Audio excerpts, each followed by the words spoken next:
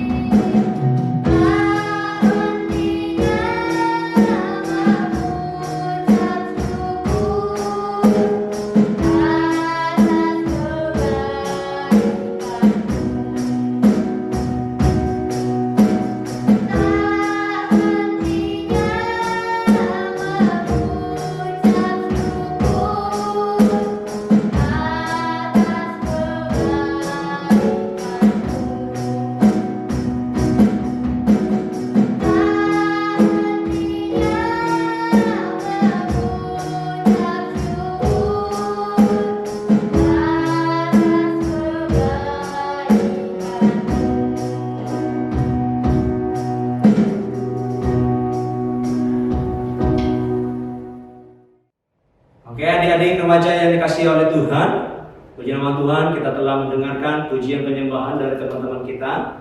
Kita akan mendengarkan kebenaran firman Tuhan. Mari Kak undang kita untuk ambil sikap yang manis, kita mau berdoa kepada Tuhan. Tundukkan kepala, kita lipat tangan, kita bersatu dalam doa. Bapa di surga, kami bersyukur ya Tuhan, pada hari ini Tuhan masih memberikan kami kesempatan untuk hidup yang baru Bapa. Pada hari ini kami boleh diberikan kesempatan untuk menghirup udara di hari ini Tuhan. Kami bersyukur semua karena kasih karunia-Mu Tuhan. Kami percaya kasih setiamu selalu baru setiap paginya Bapa. Dan hari ini kami diberikan kesempatan untuk melayani Tuhan, untuk mendengarkan, bahkan untuk mengikuti ibadah walaupun secara online. Sebab kami percaya kami punya Allah yang tidak terbatas oleh cara dan waktu ya Tuhan. Tuhan, sebentar kami akan mendengarkan sebagian dari kebenaran firman Tuhan. Tuhan yang mengurapi setiap anak-anak-Mu, adik-adik remaja dimanapun berada ya Bapak, yang mengikuti video secara online ini. Biarkan kami boleh mengikuti dengan sungguh-sungguh ya Tuhan, sehingga setiap pujian penyembahan boleh berbau harum kepada Tuhan. Nah sebentar kami akan mendengarkan kebenaran firman Tuhan. Tuhan berkati setiap telinga kami, hati kami, sehingga kami boleh bersungguh-sungguh mau dengar-dengaran akan firman Tuhan. Dan firman Tuhan yang kami dengar boleh tertanam di dalam hati kami, boleh bertumbuh, bahkan boleh berbuah dengan lebat ya Bapa. Tuhan urapi juga hamba-Mu yang menyampaikan ya Bapa. Urapi hamba-Mu yang bodoh ini Tuhan. Biarkan perkataan Kristus boleh tersampaikan dengan baik kepada setiap adik-adik remaja ya Bapa. Terima kasih. Kami mau siapkan hati kami siapkan telinga kami untuk mendengarkan kebenaran firman-Mu ya Bapa. Hanya di dalam nama anak Tuhan Yesus Kristus kami berdoa dan mengucap syukur. Haleluya. Amin. Ya, kembali Kak Eko menyapa untuk setiap adik-adik remaja. Apa kabarnya? Pastinya luar biasa. Yes.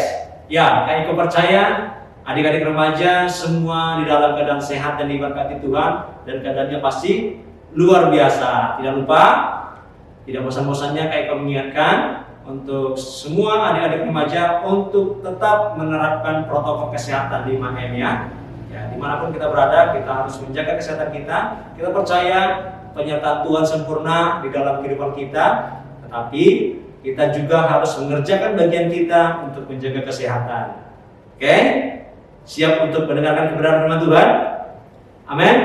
Amin. Ya, Kak Eko pastikan setiap adik-adik remaja serius, sungguh-sungguh untuk mengikuti ibadah walaupun secara online ya. Karena kita percaya Tuhan kita tidak terbatas oleh jarak dan waktu.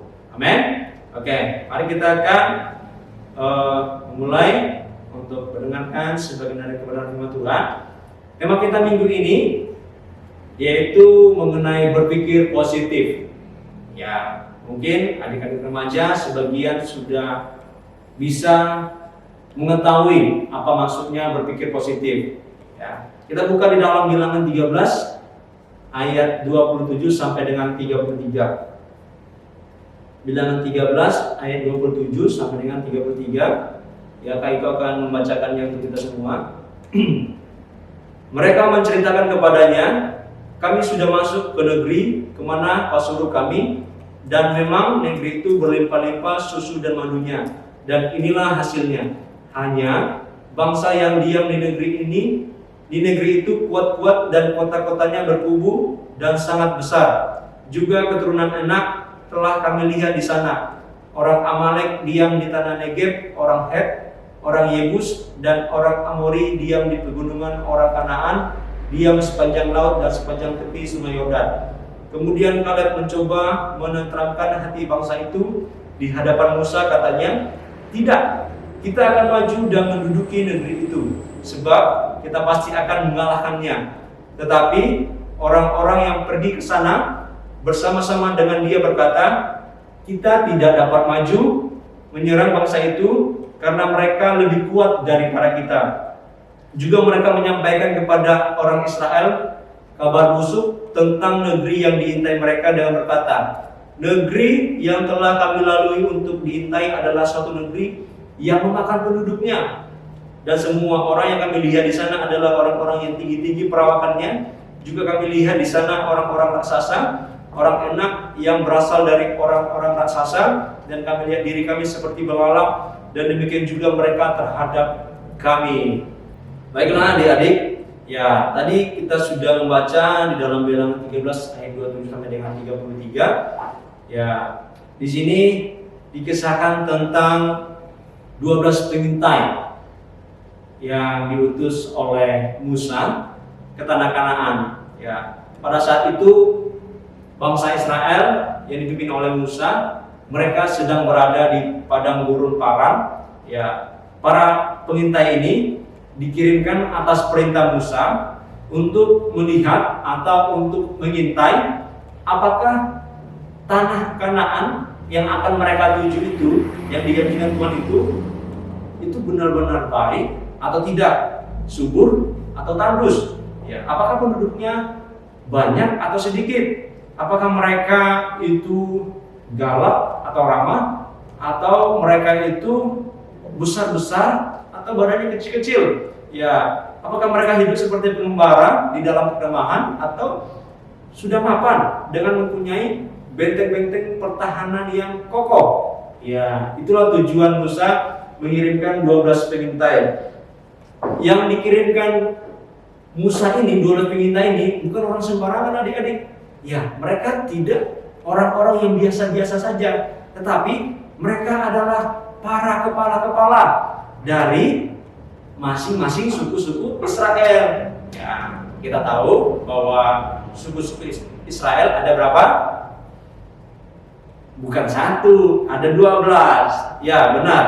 Nah, sesudah mereka mengadakan penelitian selama 40 hari, mereka mulai dari Negeb sampai hingga ke perbatasan Hamat, kembalilah para pengintai itu. Ya, mereka semua setuju bahwa negeri itu sangat baik, berlimpah susu dan madu. Bahkan hasil anggurnya saja dikatakan tadi harus 2 orang yang mengangkutnya. Namun dalam pembacaan yang kita baca tadi, ada 10 orang di antara mereka yang terkesan bahwa mereka putus asa akan negeri yang mereka akan tuju itu ya. Ya, mereka beranggapan bahwa benteng-benteng serta bentuk badan penduduk yang tegap di sana itu mempengaruhi pemikiran mereka. Ya, sehingga mereka juga mempengaruhi orang-orang Israel yang lain agar tidak berpikir menyerbu mereka. Ya, artinya mereka berpikir, udahlah, orang-orang enak di sana kan badannya tinggi-tinggi, tegap-tegap, kota-kotanya sudah ada benteng-benteng pertahanannya.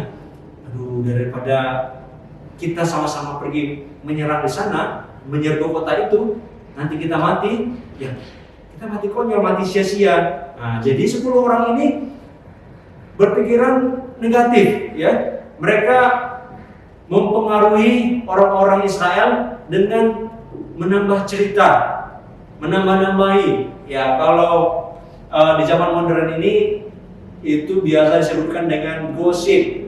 Ya, biasanya gosip itu ada pada ibu-ibu, ya. Tapi akhir-akhir ini sudah merambah kepada pria-pria, ya. Jadi tidak hanya ibu-ibu yang suka gosip, tetapi pria-pria juga suka gosip. Gosip itu apa? Gosip itu kabar yang tidak benar, seperti itu.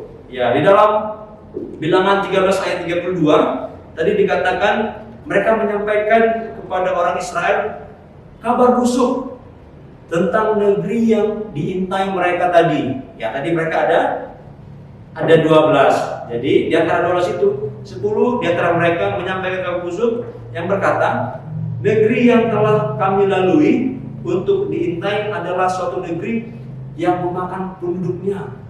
Nah, berarti orang-orang di sana itu, di tanah Kanaan itu, orang-orang enak itu, orang-orang kanibal,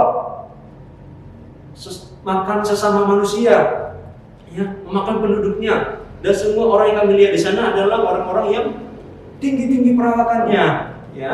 Juga kami lihat di sana orang-orang raksasa, orang enak yang berasal dari orang-orang raksasa. Dan kami melihat diri kami seperti belalang, dan demikian juga mereka terhadap kami. Ya, di sini dikatakan mereka menyampaikan kabar busuk, gosip, hal-hal yang tidak benar kepada bangsa Israel. Ya, seharusnya mereka ketika dipercayakan untuk mengintai, mereka menguatkan, meneguhkan iman percaya orang Israel. Tetapi mereka tidak melakukan hal itu. Mereka menyampaikan kabar busuk dan melemahkan. Ya. Nah, sekarang Kak Eko mau tanya di sini, siapa di sini yang suka gosip? Ayo, adik-adik remaja yang mengikuti ibadah secara online, yang mungkin senyum-senyum. Nah, itu mungkin pernah. Ya, yang ketawa itu mungkin sering ya. Ya, tidak ya, Kak Eko bercanda ya. Eko percaya adik-adik remaja khususnya GBI Bersih Singkawang, ya tidak ada. Ya, mungkin di sono-sono ada, di sini tidak ada ya. Amin. Amin, harus diaminkan. Kalau misalnya dulu pernah, harus berubah. Oke. Ya, kembali ke cerita tadi. Dari antara 12 orang yang diutus, ya tidak semua berpikiran seperti itu yang mengabarkan berita busuk. Hanya 2 orang saja. Ada yang tahu siapa 2 orang itu? Ya, benar. Yosua dan Kaleb. Yosua dan Kaleb yang berani mengatakan, jika Tuhan berkenan kepada kita, maka Tuhanlah yang membawa kita masuk ke negeri yang dijanjikannya itu dan memberikannya kepada kita. Nah, itu baru berpikiran positif. Yosua dan Kaleb berbeda pemikirannya, berbeda tanggapannya dari antara yang ke-10 tadi. Ya, tanpa harus mengelak dari situasi yang ada, tapi tetap berharap dan bersandar kepada kekuatan yang diberikan oleh Tuhan dan juru selamat kita. Ya, kita harus menjaga pikiran kita agar tetap positif. Oke, lanjut. Nah, Kak Eko punya sebuah cerita yang menceritakan mengenai melihat dengan positif, bukan dengan negatif. Ya, ceritanya seperti ini. Pada suatu hari ada sebuah perusahaan besar. Ya, perusahaan ini dia memproduksi sepatu, sandal seperti itu ya. Jadi mereka akan ekspansi, akan membuka pabrik baru di suatu daerah. Ya, daerah itu daerah yang terpencil, dia tanahnya itu tanah gersang. Ya, penduduknya cukup banyak. Ya, penduduk cukup banyak. Jadi dikirimlah 2 orang utusan untuk melihat-lihat, untuk mensurvei daerah tersebut, untuk mensurvei apakah ada lokasi yang cocok untuk mendirikan pabrik atau apakah ada pasar yang bagus untuk penjualan produksi mereka, yaitu sepatu ya. Ya, jadi ketika 2 orang ini diutus, ya mereka diutus beberapa hari. Jadi yang pertama melihat, wah orangnya sih banyak, ya tanahnya gersang, tetapi penduduk-penduduk di sana tidak ada yang memakai sepatu. Aduh, kacau ini. Mereka saja tidak memakai sepatu sudah sekian lama. Bagaimana bisa menjual sepatu pada daerah ini? Ya, itu membuat mereka putus asa, adik-adik. Ya, membuat mereka putus asa. Tetapi sangat berbeda dengan orang yang satunya lagi. Kan tadi ada 2 orang nih. Ya, yang pertama dia berpikiran negatif. Dia putus asa karena tidak ada penduduknya yang tidak memakai sepatu. Yang satunya lagi berbeda. Dia berpikiran, wah, benar ini, tidak ada penduduk yang pakai sepatu. Tetapi ini jadi pasar yang besar ini. Pasti banyak nanti orang-orang yang membeli sepatu dari pabrik kami dan kami akan dapat can yang banyak, congkoy loh, katanya kan seperti itu. Jadi yang satu lagi berpikiran negatif, satu lagi berpikiran positif. Ya, kedua penjual tadi sebenarnya menghadapi kondisi yang sama, akan tetapi sudut pandang mereka yang berbeda. Penjual pertama melihat dari sudut pandang negatif dan mengakibatkan dia menyerah, putus asa sebelum berusaha seperti itu. Sedangkan penjual yang kedua, dia melihat dari sudut pandang yang positif dan melihat setiap permasalahan sebagai suatu peluang untuk bisa maju. Ya, demikian juga halnya dengan apa yang dialami oleh para pengintai, ke-12 orang tersebut yang tadi kita bahas ya, yang di awal. sebelumnya Tuhan telah memerintahkan Musa untuk mengirim 12 pengintai ya dari masing-masing suku Israel. Ya, tadi setelah 40 hari mereka mengintai ya, yang seharusnya para pengintai tersebut melihat dari sudut pandang yang positif, yaitu mereka seharusnya melihat tanah Kanaan itu tanah yang subur dan makmur, dan mereka harus percaya bahwa tanah Kanaan itu yang dijanjikan oleh Tuhan akan diberikan oleh Tuhan kepada mereka ya. Tapi 10 dari 12 pengintai tersebut ya, selain Yosua dan Kaleb, justru mereka lebih mengarah kepada pandangan yang negatif ya. Mereka menyatakan bahwa penduduk Kanaan sangat kuat dan sangat susah dikalahkan. Maka mereka menambahkan mereka itu kanibal, makan orang, seperti itu adik-adik. Yang membuat mereka, yaitu Yosua dan Kaleb, berbeda dari ke-10 pengintai tersebut. Mereka tetap memegang teguh janji Tuhan ya.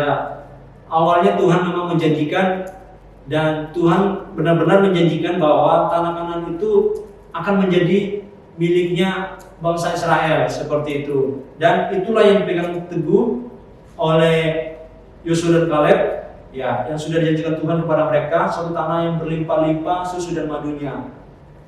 Yosua dan Kaleb tahu bahwa janji Tuhan itu ya dan amin, pasti berlaku, walaupun secara manusia rasa-rasanya mustahil ya adik-adik ya, bangsa Israel mampu mengalahkan para penduduk Kanaan ya. Tadi badannya besar, tegap, raksasa, kota-kotanya sudah ada benteng-benteng yang kokoh seperti itu. Tetapi iman Yosua dan Kaleb sungguh luar biasa, karena mereka tahu bahwa Tuhan tidak akan pernah mengingkari janji-janjinya kepada bangsa Israel. Berlaku juga untuk setiap kita yang percaya kepada Tuhan, bahwa Tuhan tidak akan pernah mengingkari janji-janjinya kepada kita semua. Amin. Amin. Ya, jika bangsa Israel tetap setia kepada Tuhan dan tidak meninggalkan atau memberontak kepada Tuhan, maka pasti bangsa Israel akan mampu mengalahkan penduduk Kanaan. Ya, mereka yakin bahwa Tuhan pasti menyertai mereka, pasti menyertai bangsa Israel. Sementara dewa-dewa yang disembah para penduduk Kanaan itu tidak akan bisa, tidak ada bandingannya dengan Tuhan yang kita sembah. Ya, memang seharusnya bangsa Israel dapat melihat dari sudut pandang yang sama seperti Yosua dan Kaleb. Jika kita membaca kisah tentang bangsa Israel, yang mulai dari ketika mereka mau keluar dari tanah Mesir, ya Tuhan telah menunjukkan ke-10 tulah ya yang terjadi di Mesir. Keluarnya bangsa Israel dari Mesir, penyertaan Tuhan di padang gurun, mujizat yang terjadi mulai dari terbelahnya air Laut Merah. Tuhan menyediakan air, makanan yaitu manna selama di padang gurun. Ketika mereka minta daging juga Tuhan sediakan daging, seperti itu. Maka seharusnya tidak ada alasan, tidak menjadi alasan untuk orang-orang Israel yang membuat mereka takut dan ragu ya. Ya, karena sudah berkali-kali Tuhan menyatakan atau membuat mukjizat yang luar biasa dalam perjalanan hidup bangsa Israel, seperti itu. Dengan respon yang positif yang ditunjukkan oleh Yosua dan Kaleb, ya mereka berdua mendapatkan kasih penyertaan Tuhan ya untuk bisa masuk ke tanah Kanaan ya. Jadi di antara sekian banyak orang bangsa Israel, hanya Yosua dan Kaleb yang bisa masuk ke tanah perjanjian ya, di antara orang-orang seangkatannya. Yosua bahkan mendapat kepercayaan lebih, yaitu apa? Menjadi penerus atau pengganti Musa untuk sebagai pemimpin bangsa Israel. Dan Kaleb pun mendapat bagian di daerah Hebron, khusus bagi Kaleb dan keturunannya. Dari apa yang kita lihat yang menjadi bagian Yosua dan Kaleb, ya di sini dapat kita petik bahwa ada berkat khusus, ada berkat Tuhan yang luar biasa yang Tuhan sediakan bagi anak-anaknya yang mau taat kepada Tuhan dan lebih melihat kepada janji-janji Tuhan daripada setiap masalah yang ada. Ya, pilihan ada pada kita. Ya, pilihan ada pada kita. Mau kita melihat secara positif atau kita mau melihat dari sisi negatif, seperti itu. Sebesar apapun masalah yang kita hadapi, pandanglah Allah jauh lebih besar dari setiap masalah kita, dari apapun juga. Ada amin? Amin. Dalam hal ini bersungut-sungut atau berpikiran negatif itu mendatangkan kerugian yang sangat besar dalam kehidupan kita. Jadi, maka daripada itu, stop untuk bersungut-sungut, stop untuk berpikiran negatif. Diganti dengan memperkatakan janji-janji Tuhan di dalam kehidupan kita. Ya, seperti yang dilakukan oleh Yosua dan Kaleb. Ya, dengan imam mereka memperkatakan janji-janji Tuhan. Ya, di mana 10 di antara 12 orang itu mereka bersungut-sungut, menyerahkan keadaan. Mereka justru mempengaruhi orang-orang lainnya. Berbeda dengan Yosua dan Kaleb, mereka tetap teguh, tetap kuat. Ya, mereka tetap memegang janji-janji Tuhan dalam kehidupan mereka. Nah, Eko punya tips atau langkah-langkah atau cara untuk membiasakan diri kita agar berkata-kata dengan benar. Ya, ada 5 tips ya. Sebenarnya ada 220 ya, tapi kebanyakan. Eko kasih 5 aja. Ya, 5. Di antaranya yang pertama, kita harus memiliki persekutuan yang intim dengan Tuhan. Ya, itu sangat perlu adik-adik. Kita harus memiliki persekutuan yang intim dengan dengan Tuhan. Sedangkan yang kedua, kita harus menyimpan firman Tuhan di dalam hati dan harus memperkatakannya secara berulang-ulang. Ya, tetapi sebelum menyimpan firman Tuhan, ya tadi sudah memiliki persekutuan yang intim dengan Tuhan. Yang kedua, kayak aku sampaikan, menyimpan firman Tuhan. Bagaimana kita dapat menyimpan firman Tuhan sedangkan kita tidak membaca firman Tuhan? Nah, sebelum kita menyimpan firman Tuhan di dalam hati kita baiknya harus rajin membaca firman Tuhan. Ya, kita selama ini sudah membiasakan kebiasaan yang baik. Ya, kita sudah menerapkan khususnya untuk di adik-adik remaja GB Masjid Singkawang, menerapkan untuk membaca Alkitab setiap hari. Ya, tidak menjadi ukuran mau panjang atau singkat, melainkan kita mau melatih ketekunan kita untuk membaca firman Tuhan. Ya, jadi kita sudah biasakan dari 2 bulan yang lalu ya, dan kita tetap setia untuk menuliskannya atau membuat laporan di grup kita. Itu biasanya bagus. Tetap pertahankan ya. Ya, yang pertama tadi miliki persekutuan yang intim dengan Tuhan. Yang kedua, menyimpan firman Tuhan dalam hati dan memperkatakannya berulang-ulang. Selanjutnya yang ketiga, buanglah kata-kata yang kotor. Nah, ini sering nih, untuk yang laki-laki ya, yang bermain bercandanya kelewatan dengan teman-temannya, apalagi pada saat main game ya. Mungkin tidak sengaja, saking asiknya main game, keluarlah kata-kata mutiara yang tidak bagus itu ya. Ya, kata-kata kotor itu. Kita buka di dalam Efesus 4 ayat 29. Efesus 4 ayat 29. Kayak gue bacakan ya. Janganlah ada perkataan kotor keluar dari mulutmu, tetapi pakailah perkataan yang baik untuk membangun, di mana perlu supaya mereka yang mendengarnya beroleh kasih karunia. Ya, kayak berharap ini menjadi ayat hafalan kita untuk di minggu depan. Ya, di minggu depan ini menjadi ayat hafalan kita. Efesus 4 ayat 29.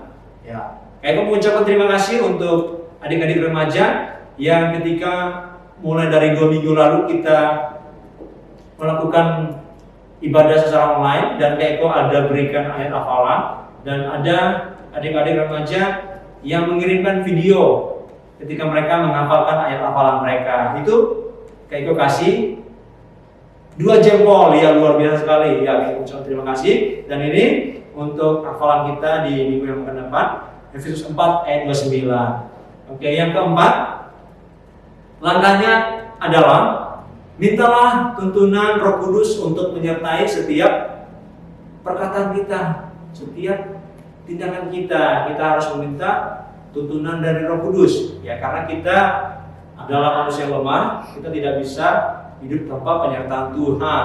Dan yang terakhir, yang kelima apa? Ya, kita harus mengucap syukur dalam segala hal. Kita harus mengucap syukur dalam segala hal. Amin. Amin. Mari kita buka ayat terakhir di hari ini. Kita buka di dalam Filipi 2 ayat 14 sampai dengan 15. Filipi 2 ayat 14 sampai dengan 15. Kayak akan membacakannya untuk kita semua. Lakukanlah segala sesuatu dengan tidak bersungut-sungut dan berbantah-bantahan, supaya kamu tiada beraib dan tiada bernoda, sebagai anak-anak Allah yang tidak bercela di tengah-tengah angkatan yang bengkok hatinya dan yang sesat ini, sehingga kamu bercahaya di antara mereka seperti bintang-bintang dunia. Ada amin? Amin. Kita harus melakukan segala sesuatu, tidak boleh bersungut-sungut. Amin. Amin. Puji nama Tuhan. Ya, Mister mau tambahkan buat kita semua, kita tetap berdoa kepada Tuhan supaya pandemi ini cepat berlalu, dan kemungkinan besar kita berdoa bersama-sama. Minggu depan akan dilakukan ibadah secara onsite. Ya, secara onsite artinya kita akan melakukan ibadah secara tatap muka di gereja seperti itu. Dan Eko juga mengingatkan bagi adik-adik remaja yang rindu memberikan persembahan, ya, bisa disimpan dulu. Jadi 3 minggu ini disimpan dulu. Nanti persembahannya akan diberikan ketika kita sudah ibadah secara onsite, secara tatap muka di gereja. Seperti itu. Terima kasih. Kita akan bersatu di dalam doa. Bapa yang di surga, kami bersyukur kepada Tuhan karena penyertaan-Mu. Kami boleh melewati setiap hari-hari kami. Yang bersyukur kami mempunyai Allah yang luar biasa di dalam kehidupan kami. Kami telah selesai memuji, memuliakan Tuhan. Kami telah selesai mendengarkan kebenaran firman Tuhan. Tetapi kami percaya penyertaan Tuhan tidak akan pernah selesai, tidak akan pernah berakhir di dalam kehidupan kami, Bapa. Bapa, biarkan kami boleh meneladani Yosua dan Kaleb. Kami boleh berpikir positif ya Tuhan. Kami boleh merespon atau kami tetap berharap terhadap janji-janji Tuhan di dalam kehidupan kami. Dan kami boleh melihat bahwa kami adalah anak-anak yang diberkati Tuhan. Terima kasih Bapa, ajar kami untuk selalu memiliki persekutuan yang intim dengan Tuhan. Dan kami boleh menyimpan firman Tuhan di dalam hati kami, dan kami boleh memperkatakannya berulang-ulang ya Bapa. Dan ajar kami untuk meninggalkan atau membuang kata-kata kotor kami, dan kami boleh memakai kata-kata yang baik dalam kehidupan kami sehari-hari ya Bapa. Dan kami meminta ya Tuhan, kami mohon supaya Roh Kudus-Mu menuntun setiap kehidupan kami Bapa, dan ajar kami untuk selalu mengucap syukur dalam segala hal. Kami percaya Engkau Bapa yang baik, Bapa yang tidak pernah meninggalkan kami sedetik pun ya Tuhan. Terima kasih Bapa, terima kasih Yesus. Memasrahkan setiap adik-adik remaja dimanapun mereka berada ya Tuhan. Tuhan memberkati tumbuh kembang mereka ya Bapa. Tuhan memberkati sehingga mereka boleh semakin hari semakin besar, semakin bertumbuh, semakin dikasihi oleh manusia, terutama dikasihi oleh Engkau ya Bapa. Terima kasih Bapa. Kami berdoa juga untuk bangsa dan negara kami yang hari-hari ini Tuhan boleh izinkan pandemi COVID terjadi di tengah-tengah bangsa kami Bapa. Kami percaya penyertaan-Mu sempurna bagi setiap kami Bapa. Ajar kami untuk selalu menyadari bahwa pentingnya untuk menjaga kesehatan Tuhan. Kami percaya kami tidak melepaskan janji Tuhan. Tuhan menyertai kami, tetapi ajar kami untuk mengerjakan bagian kami untuk menjaga keselamatan kami ya Bapa. Terima kasih Yesus. Terima kasih Bapa. Kami akhiri ibadah kami hari ini. Kami percayakan semua kehidupan kami hanya di dalam tangan-Mu Tuhan Yesus Kristus. Kami berdoa, kami mengucap syukur hanya di dalam nama anak-Mu Tuhan Yesus Kristus. Haleluya. Amin. Puji nama Tuhan. Terima kasih buat adik-adik remaja semuanya. Tetap terapkan protokol kesehatan ya. Ya, puji nama Tuhan. Sampai jumpa. Tuhan Yesus memberkati.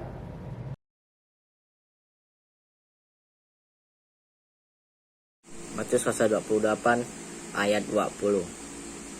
Dan ajarlah mereka melakukan segala sesuatu yang telah kuperintahkan kepadamu.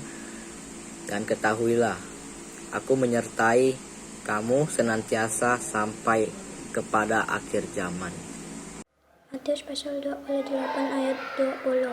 Dan ajarlah mereka melakukan segala sesuatu yang telah kuperintahkan kepadamu, dan ketahuilah aku akan menyertai kamu senantiasa sampai kepada akhir zaman. Matius pasal 28 ayat 20. Dan ajarlah mereka melakukan segala sesuatu yang telah kuperintahkan kepadamu, dan ketahuilah aku menyertai kamu senantiasa sampai kepada akhir zaman.